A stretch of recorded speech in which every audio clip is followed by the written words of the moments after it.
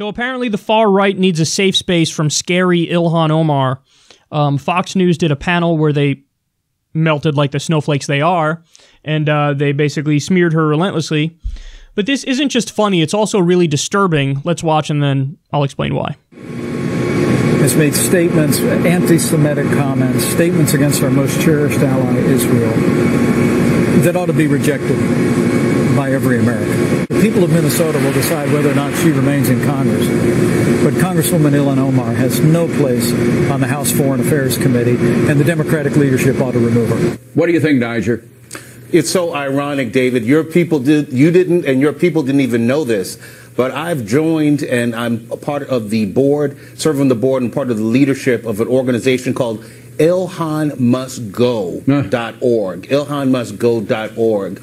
And we're putting pressure. We agree completely with what the vice president said. It's not for us to decide that Congresswoman Omar must leave Congress, those people of Minnesota and that district. But it is a national security threat to have this lady that has not only spewed anti-Semitism, but anti-Americanism as well.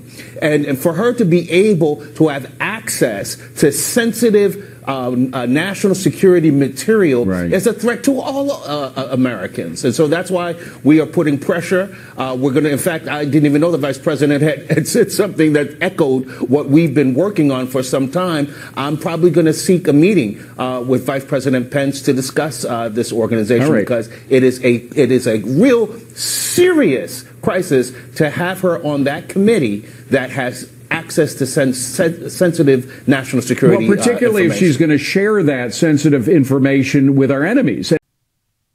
She's going to share sensitive national security information with our enemies. Listen, I'm always hesitant to play the bigot card because I think you should have evidence for it. I think it should really make sense when you invoke it. But what the fuck else you want to call this? What is that? Why would you assume for a split second she's going to share sensitive information with our enemies? And they alluded to that sentiment repeatedly. She's a, quote, national security threat. What? She's a national security? What the fuck are you talking about?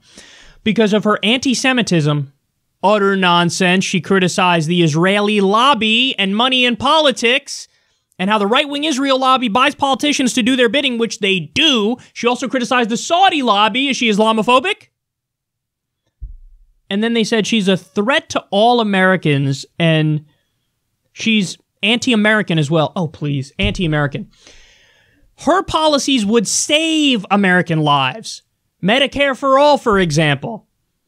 Her policy of let's not do illegal offensive wars would save American lives, not just because it protects Americans at home from blowback, which it does, but it would also save lives of U.S. soldiers who are being sent willy-nilly like they're pawns in a chess game to go die overseas in conflicts we shouldn't even be in. So what the fuck are you talking about? She's gonna... You know why they're doing this, right? I'll tell you why they're doing this. Because she criticized Israel. Recently, Israel did another fucking bomb fest in Gaza, and as usual, when they do these bomb fests, they don't give a fuck even a little bit about, are we killing civilians? Are we bombing women and children? Are we hitting civilian centers? They don't care. They don't care. That's why the last time in 2014, when they cut the grass, as they call it, they killed 80% civilians, according to the UN, including 500 children. So Ilhan Omar says, oh shit, please don't kill children. And they lose it. She tweeted about it and said, like, Israel needs to stop killing civilians, and they act like that's egregious. And then they go on to say shit like she's a national security threat for being on a foreign affairs committee, and she's going to share sensitive information with our enemies. What the fuck? Let's face it. These dudes are rank bigots, and it's because she's a black Muslim woman, they think, is she going to share sensitive information with, like, Hamas? Or a repressive foreign government? Yeah, it was so scary. I mean, God forbid politicians like, you know, materially support repressive dictatorship governments. Oh, that's right. The guy you guys love, Donald Trump just gave over $100 billion weapons deal to the worst, most terroristic regime on the planet, Saudi Arabia. As they treat women like shit, they behead people in the public square for sorcery and witchcraft, and they're doing a genocide in Yemen. And Donald Trump gave them weapons. Gave them weapons as they kill babies and starve babies in Yemen. And you say Ilhan Omar is a threat. And Ilhan Omar might be helping our enemies. These guys are bigots. That's what they are. I mean, what other explanation is there? She might give fucking help to our enemies. It's because she's a black Muslim woman. That's why they're saying this. She looks different. It's foreign. She looks foreign. And she's not fawning over Israel relentlessly, so obviously she's with the enemy. I can't believe anybody watches this and thinks it's even remotely logical. These are the guys who love to pretend like they're logical. Like, please, facts don't care about your feelings. Pfft. You're right, they don't. And this is an instance where you couldn't be more wrong in every fucking little thing you said. Now, finally, I'll end with this. If you think it's not the case that her identity is driving them nuts, they're doing the same thing to Rashida Tlaib today. So let me read you a quote from Rashida Tlaib and then how they're characterizing it. Here's what Rashida Tlaib said, and this led to a firestorm. She said, "There's always kind of a calming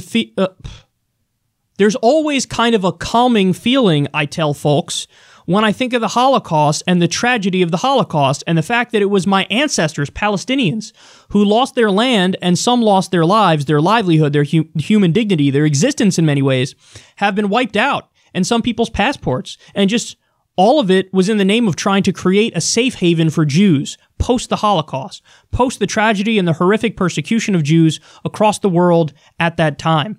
And I love the fact that it was my ancestors that provided that right in many ways, but they did it in a way that took their human dignity away, and it was forced on them." So I don't even need to break that down. It's crystal clear what she's saying. She says, hey, when the Holocaust happened, it was Palestinians, my ancestors, who provided Jewish people a safe haven. And that gives me a calming feeling, knowing that they're safe from the Nazis, basically. And now there's a place where they can go where they don't have to worry about something like what happened in Nazi Germany. And you know what they did? They took the first thing of what she said, got rid of the second half, and smeared her as if she's in favor of the Holocaust. They took this. There's always a kind of calming feeling, I tell folks, when I think of the Holocaust. That's it. They stop there. The rest of the quote goes on to explain how the Holocaust was terrible and it was a tragedy and it was evil and it was my ancestors who created that safe haven, albeit in a way that hurt them, but at least there was a safe haven for Jews, and that gives me a calming feeling. They totally destroyed the context, totally destroyed all of it, and they're pretending like she's in favor of the fucking Holocaust. You guys are lying smear merchants, and it's fucking dangerous what you're doing.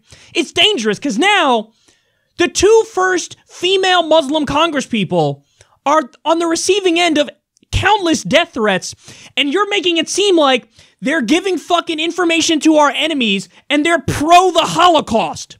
How the fuck do you guys sleep at night? By the way, you know who made the Rashida Tlaib story big? Liz Cheney. Washington Examiner wrote the smear piece and Liz Cheney fucking tweeted it. Oh, God damn it, man. These guys are fucking liars. Now Trump is tweeting about Rashida Tlaib and acting like she's pro-Holocaust. Do you have no shame, or are you all that stupid? Which is it?